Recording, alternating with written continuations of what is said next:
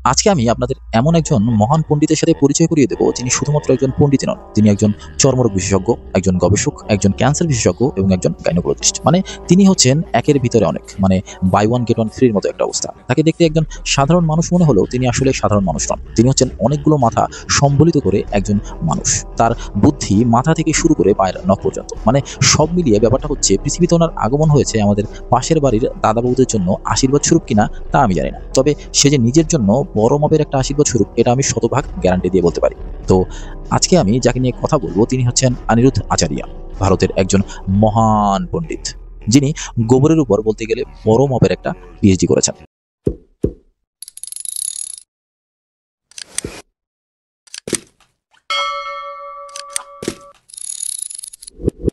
যাদের বিয়ের অনেক বছর পার হয়ে গেলেও বাচ্চা হচ্ছে না, তারা লক্ষ লক্ষ টাকা খরচ করে ডাক্তার না দেখিয়ে এই ফর্মুলাটা ফলো করতে পারে।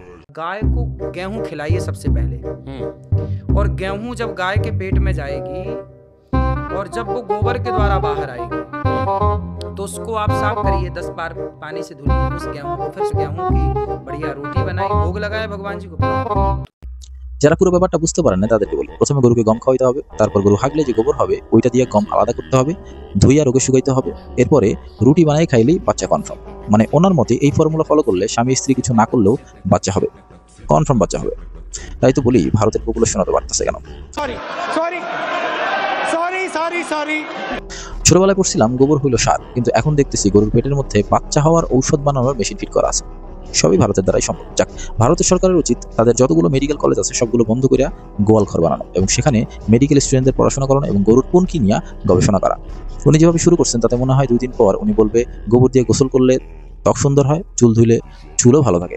शुद्ध देसी गाय के गोबर से यदि आप स्नान करते हैं, गोबर को शरीर में मलते हैं और मल मल के शरीर नहाते हैं, चेहरे पर भी यदि आप गोबर, शुद्ध देसी गाय का गोबर यदि उसको रगड़ते हैं चेहरे पर और उससे स्नान करते हैं तो त्वचा संबंधी जितने रोग हैं वो समाप्त हो जाते हैं, शरीर में शाइनिंग आती है।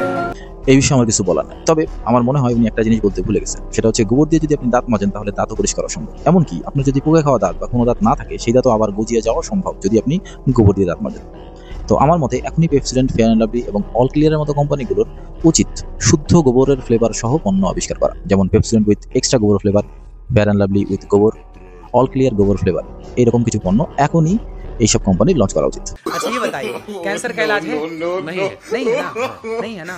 लेकिन आप किसी कैंसर के मरीज को आप प्रैक्टिकल करिए, पंचगव्य पिलाइए, जो मात्रा है नियुक्त शास्त्र में, इतना दूध, इतना घी, इतना दही और इतना गौमूत्र और इतना पिलाइए, गौमूत्र और हल्दी। এই কথা শোনার পর আমি একটা কথাই বলতে পারি, ভারতের সরকারের উচিত ওনাকে এই মুহূর্তে গুম করে ফেলা, কারণ দুনিয়ার যত বড় বড় গবেষণা ইনস্টিটিউট আছে ওনারা যদি খুঁজে পায় তাহলে ওনাকে নির্ঘাত। তবে এতটুকু জানি, গোবর খেলে ক্যান্সার তো ভালো হবেই না, বরং এত বড় বড় রোগ হবে যে তোমার বউকে পাশের বাড়ির দাদাকে ভাড়া করতে হবে তোমাকে ডাক্তারের কাছে নেওয়ার জন্য। এমন এমন রোগ তোমার এমন এমন জায়গা হবে যে তুমি না পারবা কইতে, না পারবা সইতে, আর না পারবা ধুইতে। তবে সস্তা গাঁজা খাইয়া লিপস্টিক আর মেকআপ মাইরা এইসব কথা বলা ওনার এখন বাদ দেওয়া उचित। अच्छा ये बताइए, गौमूत्र में दम ना होती तो बड़े बड़े मेडिकल स्टोरों में गौमूत्र क्यों बिक रहा है? ना वो ठीक, কি गाली पड़ेगी महाराज जी। मेडिकल स्टोर में किसी और का मूत्र क्यों नहीं बिक रहा है, गौमूत्र ही क्यों बिक रहा है? কারণ আপনারা হচ্ছেন গরুর জন্ম।